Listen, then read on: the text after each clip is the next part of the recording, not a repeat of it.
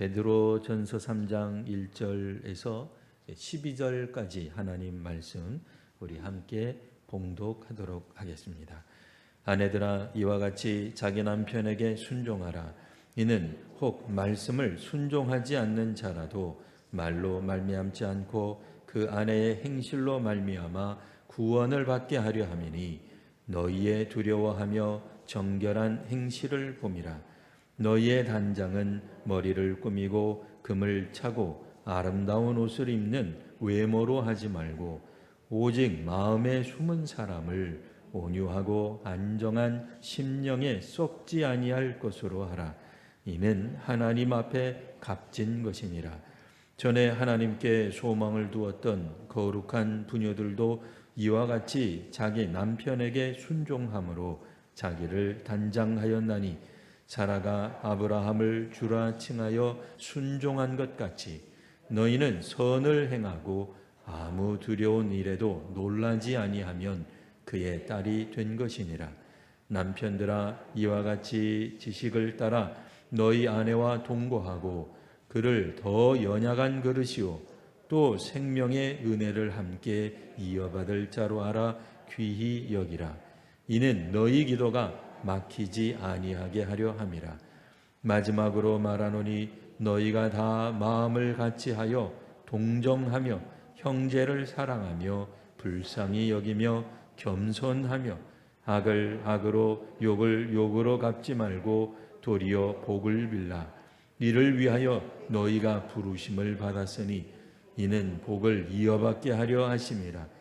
그러므로 생명을 사랑하고 좋은 날 보기를 원하는 자는 혀를 금하여 악한 말을 그치며 그 입술로 거짓을 말하지 말고, 악에서 떠나 선을 행하고 화평을 구하며 그것을 따르라. 주의 눈은 의인을 향하시고 그의 귀는 의인의 간구에 기울이시되, 주의 얼굴은 악행하는 자들을 대하시느니라 하였느니라. 아멘. 구약에 나타나 있는 맥주 감사의 의미가 꼭 오늘 우리 현대 교회에서 지키는 맥주 감사의 의미와 딱 떨어 맞아지는 것은 아닙니다만, 그래도 우리가 지난 6개월 동안, 1년 중에 6개월 동안 하나님이 어떻게 우리에게 은혜를 더하셨는가, 복을 주셨는가를 생각할 때에, 만일 우리 성도님들이 받으신 은혜가 10이라면 이제 6개월 동안, 남은 6개월 동안 또 10가지 복이 더하게 되는 거죠. 그러니까 그런 의미에서 지난 6개월을 또 감사하며 또 앞으로 남은 6개월을 더욱더 하나님이 지켜주실 것이라 확신하는 그런 귀한 또 오늘 예배가 되시기를 바랍니다. 오늘 우리가 읽고 있는 이 베드로전서는 고린도서하고 좀 분위기가 조금은 다릅니다. 물론 여러 가지 어려움, 또 위기, 환난, 이 성경 보면 왜 그렇게 환난이 많은지 위기가 많은지 이 고린도서에서도 그랬는데 베드로서에서도 약간 위기가 있습니다. 근데 우리 베드로전서를 읽으셨을 때에 맨 처음에 나왔던 그 베드로전서 1장의 내용을 우리가 어느 정도 기억을 합니다. 베드로가 뭐라고 이야기를 했냐면, 고난 중에 믿음을 우리가 지켜나가야 되겠습니다. 첫 번째로는 거룩한 자로 살아가십시오. 왜? 우리는 부르심을 받은 사람들이요 택함을 받은 사람들이기 때문에 거룩한 자로 살아야 됩니다. 두 번째는 나그네로 사는 거 기억하십시오 그랬죠? 우리 다 기억나실 거예요. 그러니까 나그네라는 게 뭐예요? 일종의 나그네는 공격받기 쉬운 사람이죠. 그러니까 오늘날 우리들이 알고 있는 용어를 좀 사용한다면은 잘못 적용하면 이렇게 잘못 적용이 됩니다. 트라우마를 겪으며 살아라, 뭐 공포를 느끼며 살아라, 그런 얘기는 아니죠. 나그네로 살아라. 2장 17절에 보면 나그네로 두려움으로 지내라, 이런 표현이 나와요. 나그네로서 두려움 가운데 벌벌 떨면서 공포감에 느끼며 살아라. 특별히 7월과 8월쯤 되면은 이 TV나 영화관에서 남양 특집극 뭐 이런 거 합니다. 그래서 괜히 귀신도 나오고 무섭게 하고 뭐 유령이라도 나와야 되고 뭐 옛날에 있었던 어떤 저주가 막 흐르고 뭐 퇴마 의식도 해야 되고 이제 그런 뭐 두려움 가운데 공포 가운데 살라는 거냐 그런 얘기 아니죠.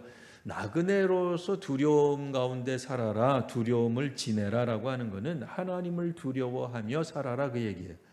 우리가 나그네라고 하는 것은 기본적으로 예전에 우리가 알았던 복음성가 있어요.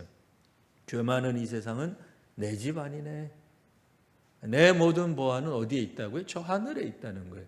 그러니까 혹시라도 우리가 하나님께 받은 은혜, 6개월 동안 받은 은혜, 우리 앞으로 받을 은혜, 혹은 하나님이 하늘 문을 여시고 우리에게 주시는 은혜의 그 모든 것들, 물론 이 땅 위에서 우리가 쓰지만, 이 땅 위에서 우리가 누리는 것도 있지만 또 일부는 분명히 하늘나라에 가서 사용할 어떤 것들이 있다는 거예요. 그러니까 우리가 저금을 했는데 그 저금한 것을 찾아서 쓰기 위해서 물론 외국에서도 찾을 수 있어요. 근데 우리나라 우리 집 내 동네 가서 쓴단 말이에요. 그러니까 나그네로 산다는 건 뭐예요? 나그네로 살지만 그러니까 내가 이 동네에서 아무렇게나 하고 살아가도 이 동네 사람들이 나를 기억 못하겠지가 아니고 또 비록 나그네로 살아가기 때문에 많은 사람들이 나를 업신여기기도 하고 또 불이익당하게 하는 일이 있다 할지라도 이 땅이 내 고향이 아니고 내 본향집이 어디냐 말이에요. 결국 하나님 앞에 나아갈 걸 기억하면서 우리가 하나님을 두려워하며 살아가는 삶, 그게 이제 나그네로 사는 삶이에요. 세 번째가 이제 형제를 사랑하라. 이제 크게 이제 1장에 이 세 가지가 있었는데 이 세 가지 주제가 일종의 꼭지라 그럴까요? 소주제. 이 논지가 이 베드로전서를 쭉 이어가는 거예요. 그래서 어디까지 이야기를 하면 형제를 사랑해야 되는 이유도 사실은 알고 보면 우리 모든 육체가 다 사라진다는 거예요. 우리 육체가 그대로 있으면 좋겠지만 풀의 꽃, 풀처럼 꽃처럼 영화가 다 인생이 사라져 버리지만 말씀은 세세토록 있다.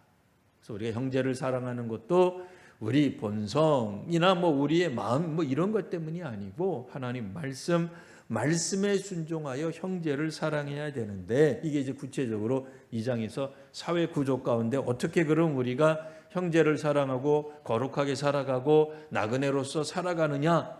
이 첫 번째 나오는 게 뭐예요? 백성이 군주들에게, 두 번째는 사환이 주인에게, 세 번째가 오늘 본문에 나와 있는 아내가 남편에게. 물론 이제 아내하고 남편만 있는 게 아니라 남편도 아내가 있긴 합니다만, 그러니까 아주 넓은 의미에서 일반 백성들이 군주를 섬길 때, 지도자를 섬길 때 어떻게 해야 되느냐? 모든 인간 제도 가운데 있는 군주를 순종하라. 왕이나 총독을 주께 순종하듯이 주를 위하여 순종하듯이 순종하라는 거예요. 그럼 이제 살짝 오늘날 이 시대를 살아가면서 우리가 약간 이 세상을 좀 역사를 좀 잘 아시는 분들은 이 말을 들으면 마음 가운데 약간 좀 삐뚤어지는 마음이 생길 거예요. 왜요? 그럼 독재자도 섬기라는 거냐? 뭐 어떤 분들은 왕년에 우리가 촛불까지 했는데 그럼 그거 하지 말라는 거냐? 봐라 혹은 이렇게 말할 수도 있어요. 봐라. 뭐 오늘 성경에 보니까 오늘날 우리들이 알고 있는 국가나 국가 권력이나 지도자들에 의해서 무조건 순종하라 그러지 않았느냐? 그러니까 야당은 조용히 해라. 뭐 이렇게 사용할 수도 있을지 몰라요. 근데 이런 구절은 아닌 것 같은데. 여하튼 하나님을 두려워하며 왕을 존대하거라. 이런 말이 나온단 말이에요. 어쨌든 두 번째는 사환에게 일꾼이죠. 주인에게 어떻게 하라는 거예요? 범사의 두려움으로 주인에게 순종하라. 어느 정도까지 순종해야 되느냐? 선하고 관용하는 사람들에게만 순종하는 것이 아니라 까다로운 사람에게도 순종해라. 오늘날 이 노동자들 입장에서 보면 이게 뭔 소리냐? 아니 까탈스러운 손님이 와고 갑질하는 손님 이런 말도 안 되는 사람들에게도 우리가 순종해야 되는 거냐? 세상에 2000년 전 성경에서는 순종하라고 또 쓰여져 있네요. 그러니까 오늘 우리가 이쯤 읽다가 보면 오늘 우리가 읽어야 되는 본문인 아내가 남편에게 순종해라까지 가기도 전에 우리가 무슨 생각이 들어요? 이거 이렇게 살아도 되나? 오늘 말씀의 제목이죠. 이렇게 살아도 되는 건가? 아무리 우리가 기독교인이지만 성경에서 말하는 대로 살다가는 이거는 뭐 폭군이 나와도 잠잠해야 되고 갑질하는 주인이 있고 손님이 와도 가만히 있어야 된다는 거냐? 이거 뭐 오늘 3장 읽거나 마나 뭐 안 읽어도 될 것 같아요. 왜? 아내가 뭐 남편에게 순종하라는 거예요. 도대체 아내가 뭘 잘못했다고? 예? 아내가 뭐 봉이냐 말이에요. 아내는 항상 그러면은 을의 존재냐? 이거 기분 나쁘다. 이런 이제 인식을 가지고 오늘 읽기 시작하면 이 오늘 성경이 안 읽히게 될 거예요. 여하튼 오늘 본문은 아닙니다만 이 오늘 본문 바로 앞에 있는 왜 일꾼이 주인에게 우리로 말하면 뭐 점원이 손님에게 이렇게 열심을 내야 되느냐? 오늘 성경 보시면 이렇게 돼 있어요. 19절 오늘 본문은 아니에요. 부당하게 고난을 받아도 하나님을 생각하고 슬픔을 참으면 이는 아름답다. 오늘날에는 이렇게 슬픔 참다가 돌아가시면 산재로 처리가 됩니다. 여하튼 신앙 가운데서 이렇게 참다가 죽으면 순교 처리하냐? 그렇게 안 한단 말이에요. 과연 이 말씀대로 우리가 살아도 되나? 21절에 오늘 본문에서도 한 번 더 이렇게 반복돼서 나오는 이야기가 나오는데요. 2장에서 나오는 말인데 이를 위하여 너희가 부르심을 받았다. 오늘 본문에서도 이와 같은 얘기가 있었어요. 이를 위하여 너희가 부르심을 받았다. 순종하도록 부르심을 받았다는 거예요. 거룩한 자로 살아가고 나그네로 살아가고 또 형제를 사랑하는 것은 참 좋은 말씀인데 이거를 우리 실생활에 적용하려고 하니까 너무 힘든 거예요. 정부 관계자들에게 무조건 순종해야 되고 우리가 만일 일꾼이면 주인에게 만일 우리가 사원이면은 사장님에게 무조건 순종하라. 이거 참 어려운 얘기예요. 게다가 집안 일꾼이 주인에게 순종하는 게 얼마나 어렵겠어요. 왜요? 밖에서 볼 때는 멋있는 사람인 것 같아요. 밖에서 볼 때는 뭐 그가 멋진 정치인이에요, 연예인이에요, 뭐 아니면 뭐 교수예요. 그런데 집안에서 보면은 이거는 개차반이에요. 집안에 있는 사원들이 볼 때는 주인이 소위 말하는 본 모습, 남들에게 보여지지 않는 순수한 그 사람의 모습이 얼마나 잘 보이겠냐. 그런데도 순종하라네. 근데 오늘 우리가 읽는 말씀은 거기에 하나 더해서 아내들아 남편들에게 순종하라. 어떻게? 이와 같이. 아니 지금까지도 우리가 버거웠는데 앞에 있었던 2장의 말씀도 사실은 이거 이렇게 살아가다가 이 세상에서 이거 왕따 당하는 거 아닌가? 이거 바보같이 사는 거 아닌가? 아니 여건 신장도 해야 되고 노동자 인권도 우리가 중요시 여겨야 되고 또 소수의 사람들의 이야기도 해야 되는데요. 야, 이거 성경은 완전히 거꾸로 쓰여져 있네 하는 생각이 든다면 그건 우리 현대적 의식을 가지고 성경을 읽기 때문이고 또 맞는 관점이에요. 그렇잖아요. 현대 의식을 가지고 우리가 현대를 살아가는 사람들이 신약 성경, 구약도 아니라 신약 성경을 봐도 이거 되게 불편한 거예요. 혹시라도 매맞는 아내가 있다고 생각해 보십시오. 남편이 폭력을 행하고 있는데 아내여 남편에게 순종하라. 이 말씀은 그 아내 보고 교회 다니지 말아라, 신앙생활 하지 말아라 하는 것과 똑같은 말씀이 될 수도 있겠다 하는 생각을 해보게 된단 말이에요. 그럼 과연 성경이 그런 거를 지지하고 있는 거냐? 악한 조직, 악한 제도, 악한 지도자, 악한 주인, 악한 남편을 우리가 다 이렇게 받아들이라고 하는 거냐? 아니면 도대체 무엇을 말하고 있는 건가? 다시 한번 우리가 살펴봐야 됩니다. 안 그러면 성경 읽다가 막 급체가 올 수 있어요. 다시 한번 보겠습니다. 자, 일단은 3장 1절 말씀을 순종하지 않는 자라도 이거는 남편이겠죠. 남편이 말씀에 순종하지 않는 그러니까 신자가 아닌 거예요. 그리스도인이 아닌 거예요. 일단 결혼부터 했는데 나중에 부인이 그리스도인이 될 수도 있고 옛날이나 지금이나 이 여자분들이 주님을 많이 믿었던 것 같습니다. 여하튼 순종하지 않는 남편이라 할지라도 말로 말미암지 않고 행실로 말미암아 구원받을 수 있겠다 하는 말이 나옵니다. 이것도 혹시 잘못 오해하시면 지금이라도 우리는 무조건 안 믿는 사람을 남편으로 삼아서 전도하자, 구원받게 하자, 구원받게 하는 목표로 삼자는 그런 이야기는 결코 아닙니다. 아무리 우리가 주 안에서 신앙생활 잘해도 아내가 부인이 열심히 신앙생활해도 남편이 안 믿을 수도 있습니다. 신앙 가운데 있지 않을 수 있어요. 어쩌다가 교회는 같이 나오기는 했으나 기독교 신앙에 서 있지 못할 수도 있습니다. 중요한 건 뭐예요? 그럼에도 이 남편에게 순종하자. 이유는 뭐겠어요? 아내의 행실 뭐예요? 2절 너희의 두려워하며 정결한 행실을 보게 될 것이다. 남편을 무서운 존재로 두려운 존재로 여기는 게 아니고 하나님을 두려워하기 때문에 말씀에 따라 남편을 순종하려고 하는 모습을 보게 될 것이다. 그런 뜻입니다. 자, 그리고 나서 이제 그 다음에 보시면 3절 너희의 단장은 머리를 꾸미고 아름다운 옷을 입는 외모로 하지 마라. 이게 뭐겠어요? 이때 당시에 보통 귀부인들이 하던 그런 모습이에요. 그러니까 세상 보통 여인들이 하는 그런 모습과는 다르게 4절 마음에 숨겨져 있는 그 숨은 사람을 갖고 와라. 그 얘기. 그러니까 겉 모양이 아니라 뭐 우리식으로 말하면 속 사람을, 우리의 심령을, 우리의 영혼을 하나님 앞에 온전히 드림으로 그 모습을 내 주변 사람이, 남편이, 가장 가까운 사람이 볼 수 있게 하라. 사실 그래요. 우리가 대외적인 삶을 살 때는 뭐 저를 포함해서 모든 사람들이 거룩하게 행할 수 있습니다. 뭐 마침 오늘 또 임직식이 있으니까 이 되게 이제 차라리 소위 말하는 평신도가 그 직분이 없는 사람을 말하는 건 아닙니다만 그냥 일반적으로 서리 집사든 이 직분이 없는 사람을 또 평신도라고 하니까 그냥 평신도라고 하면 평신도 시절에는 교회 신앙생활하는 것이 좋고 즐겁고 행복했는데 서리 집사가 되고 또 안수받은 성도가 되고 또 장로가 되고 때로는 교육자로 말하면 신학생 시절에는 괜찮았는데 교육전도사가 되고 전임이 되고 부목사가 되고 담임이 되면서 오히려 신앙이 위태로워지는 사람들이 간혹 있어요.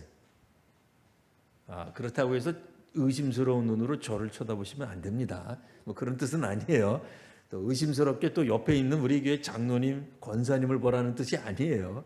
그러니까 그런 자들이 혹간에 있다 그 얘기예요. 그러니까 차라리 신앙생활 처음 시작할 때는 행복하고 기쁘고 예수 믿는 즐거움으로 아침마다 눈을 뜨는 것을 기다리고 일요일을 사모하고 예배를 사모하며 지냈는데 신앙생활 하면 할수록 교회생활 하면 할수록 구역장을 하면 할수록 교사도 하고 청년부 생활 오래 하고 어떻게 된 게 마음이 흔들흔들거려요. 왜 흔들흔들거려요? 차라리 목회자를, 장로님을, 교회를 이건 어디에나 다 적용할 수 있어요. 우리가 법관이라면 법의 세계를, 학자라면 그 학계를 깊이 들어가면 들어갈수록 생각하지도 못했던 부정, 불의, 부정직 이런 거를 마주하게 되는 거예요. 멀리서 볼 때는 저 회장님 정말 멋있었어요. 저 선생님 정말 멋있었어요. 근데 가까이 가면 갈수록 아니야. 이 냄새도 나고 엉뚱한 짓 하고 거짓말하는 게 보이고 이 말했다 저 말했다 하는 게 보이고 사실 아내가 남편에게 인정받는 게 이게 쉽겠냐 말이에요. 쉽지 않아요. 물론 뒤집어도 마찬가지입니다. 아직은 안 뒤집었어요. 일단은 이제 오늘 본문에 따라서 그러니까 아내가 신앙생활 한다라고 하는 것을 남편이 인정할 만한 신앙꾼이 되라 그런 얘기거든요.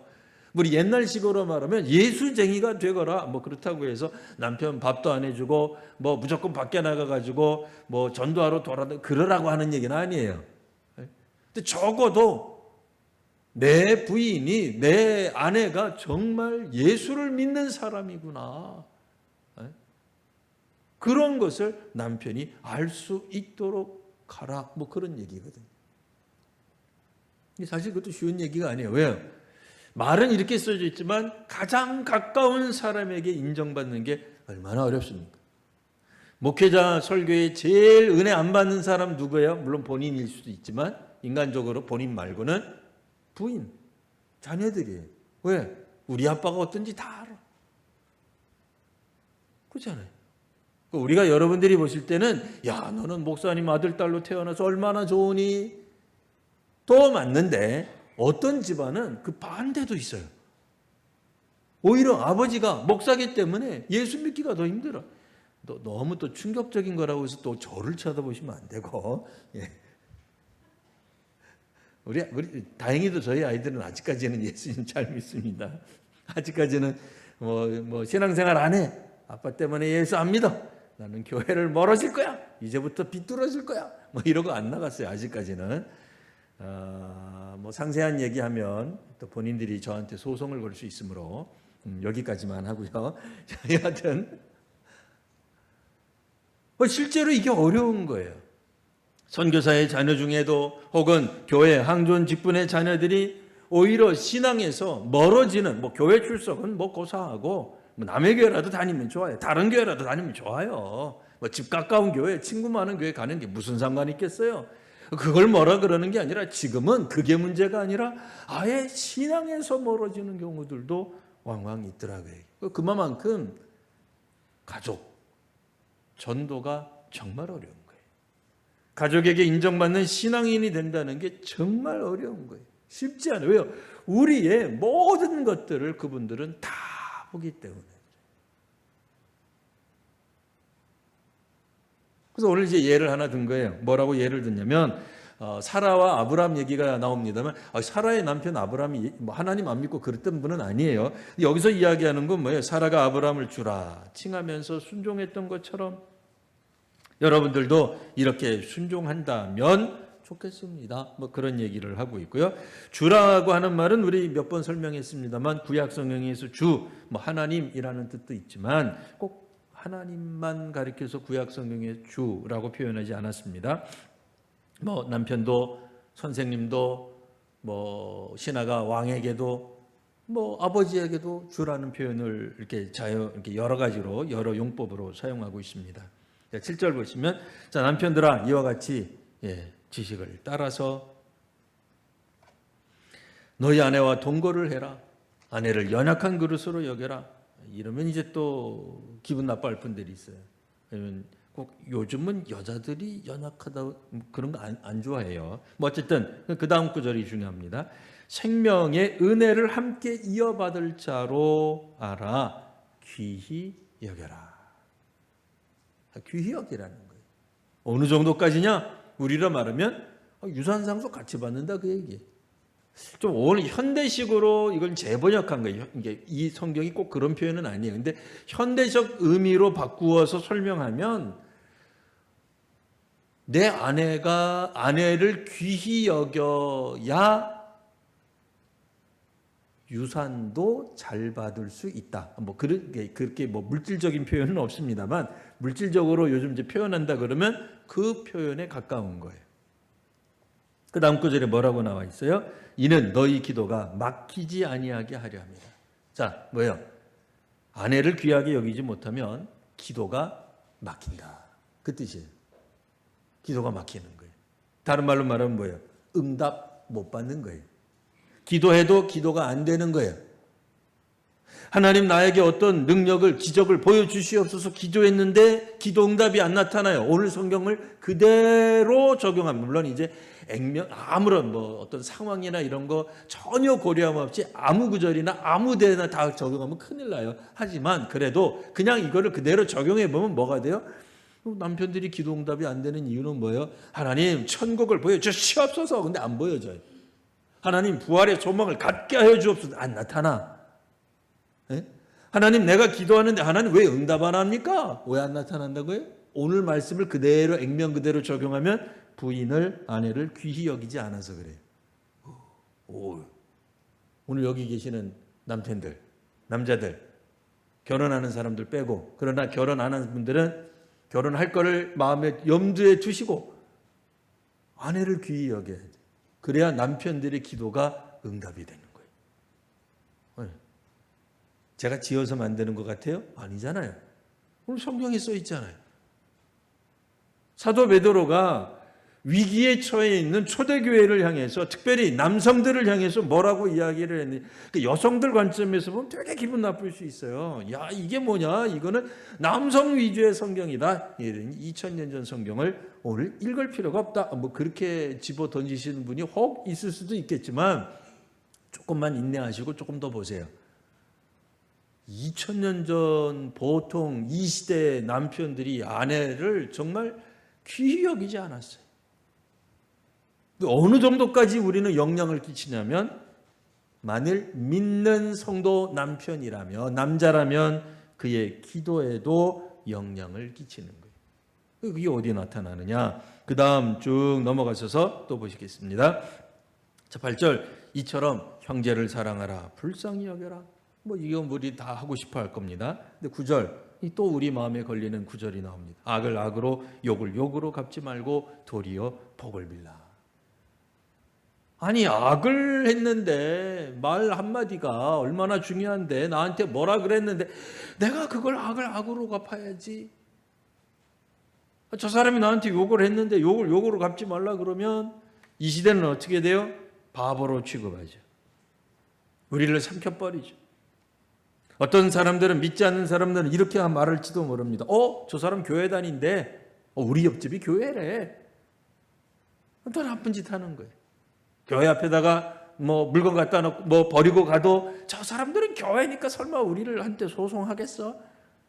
동네방네 돌아다니면서 내가 교회 앞에다가 쓰레기 버렸다고, 투기했다고 뭐라 그러겠어? 지들이 교회인데 사랑해 준 게 아니야. 용서하라며. 자기네들 말하는 그대로 지키는지 한번 보자.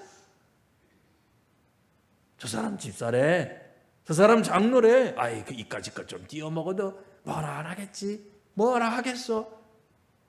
장로인데 라는 말 할 거 아니에요. 왜? 욕을 욕으로 갚아야지. 우리 그런 생각 하잖아. 악을 악으로 좀 갚아줘야지. 이거를 그냥 복을 빌어줬더니 그냥 우리를 천치 바보로 알아가지고 우리를 상대로 사기를 치고 우리를 상대로 나쁜 짓을 하고 모함을 하고 공격을 해도 우리가 아무런 반응도 안 하고 대받아치지도 않고 그럴 줄 미리 알아? 이렇게 살면 되겠느냐? 어떻게 오늘 말씀의 제목처럼, 설교의 제목처럼 이렇게 살아도 되겠어요? 안 되잖아요. 근데 성경에서는 이렇게 살라는 거예요. 9절에 다시 한번 보시면, 너희가 부르심을 받았으니 이는 복을 이어받게 하려 하심이라. 2장에서도 부르심을 받았으니 그랬잖아요. 우리 부르심을 받은 이유가 이거 하라고 부르심을 받았다는 거예요. 세상에. 차라리 우리 보고 예수 믿고 그냥 예수 천당 불신적 그러면 그냥 믿기가 쉽겠어요. 얼마나 좋아요. 이 땅의 것들 너희들 그냥 언젠가는 다 쫄딱 망할 거야. 예수님 오시면 이 세상 그냥 끝나는 거야.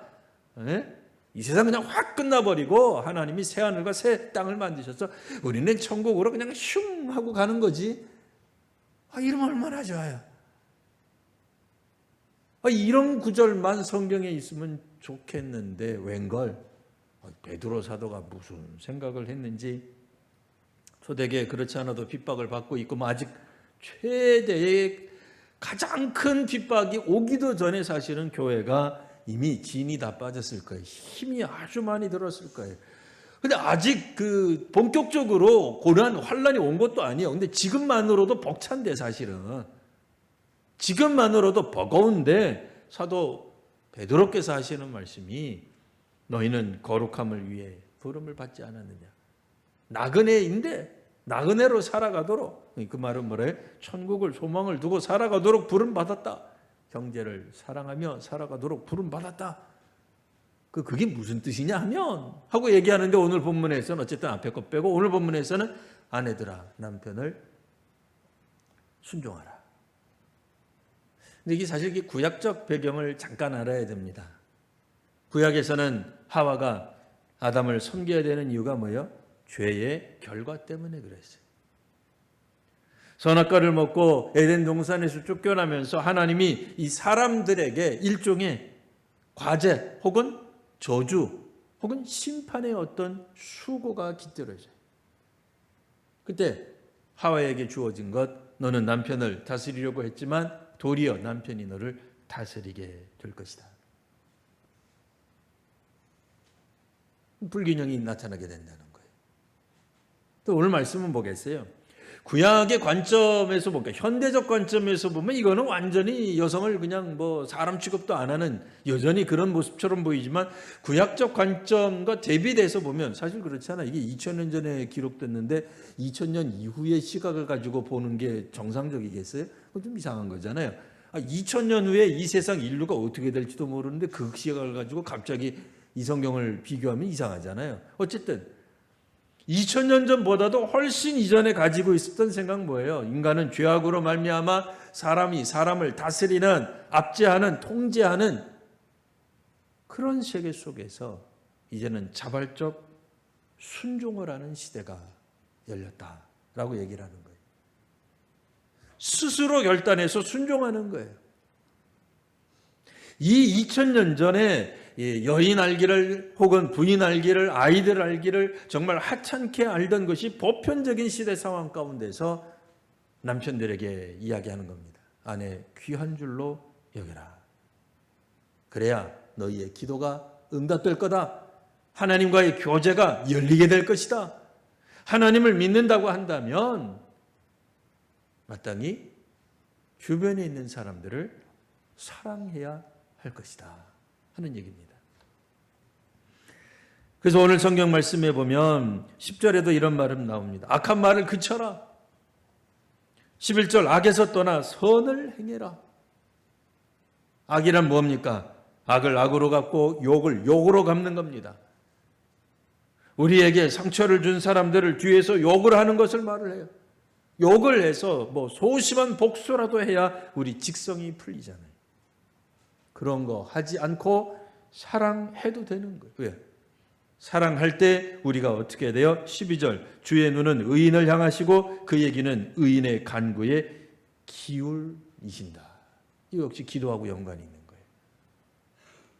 하나님과의 교제가 일어나는 것 의인의 간구죠. 그 간구에 귀를 기울이시는 것, 그러려면 악을 버리고 선을 행해야 되는 것입니다. 이 선은 하나님의 말씀이요 사도들을 통해서 주어진 권면인 것입니다. 말씀을 정리하면 당시 초대교회 성도들이 살던 그 시대의 시대 정신이 있었어요. 사고방식이 있었어요. 삶의 태도가 있었습니다. 보편적인 가치 기준이 있었습니다. 그 기준에 따르면 아내는 남편의 소유물이. 근데 소유물이기 때문에 순종하는 것이 아니라 적극적으로 하나님을 두려워하여 하나님 말씀에 순종하여 남편에게 순복하는 것을 말합니다. 굴종이 아니라 자발적 순종입니다. 남편들도 마찬가지입니다. 특별히 주를 믿는 사람들이라면 우리는 그의 부인을, 아내를 귀하게 여길 줄 알아야 됩니다. 그래야 남편들은 아예 대놓고 얘기한 거예요. 그래야 너희의 기도가 막히지 않고 하나님이 너희의 기도에 귀를 기울이실 것이다. 이렇게 분명하고 이렇게 세밀한 주의 가르침이 또 어디 있습니까? 교회의 가르침이죠. 성경의 가르침이잖아요.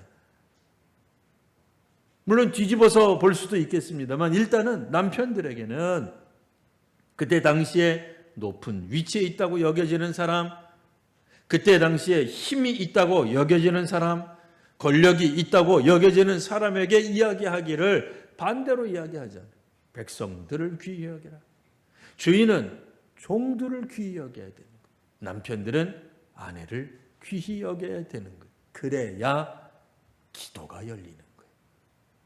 여러분, 기도 응답에 소망이 있으십니까? 그렇다면 주변에 있는 분들 귀히 여기십시오.